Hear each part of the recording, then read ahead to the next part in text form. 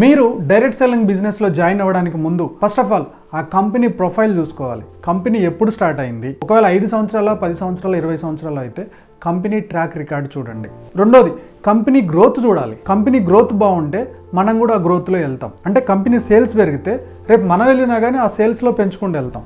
Company sales తక్కువ ఉన్న కంపెనీతో మీరు వెళ్ళారనుకోండి మీ గ్రోత్ కూడా తగ్గిపోతుంది. సో కంపెనీ గ్రోత్ చూసుకోవాలి, కంపెనీ హిస్టరీ చూడాలి.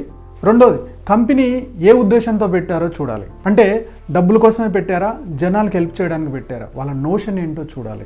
కంపెనీ విజన్ ఏంటో చూడాలి, ఫ్యూచర్ విజన్ ఏంటో చూడాలి. సో లాంగ్ టర్మ్లో వాళ్ళు ఏం చేయాలనుకుంటున్నారు, ఎంత టర్న్ ఓవర్ చేయాలనుకుంటున్నారు, వాళ్ళ ఫ్యూచర్ ప్లాన్స్ ఏంటి, ఇవన్నీ తెలుసుకోవాలి. ఇదంతా కంపెనీ ప్రొఫైల్లో వస్తుందన్నమాట. ఎంత పెట్టుబడితో వచ్చారు, ఓకే, వాళ్ళ ప్లాంట్స్ ఎన్ని ఉన్నాయి, వాళ్ళ ల్యాండ్ ఎంత, వాళ్ళ ప్రొడక్ట్ ఏంటి, ఈ ప్రొడక్ట్ని ఎక్కడ తయారు చేస్తున్నారు, ఇవన్నీ కూడా మీకు డీటెయిల్స్ తెలిసి ఉండాలి.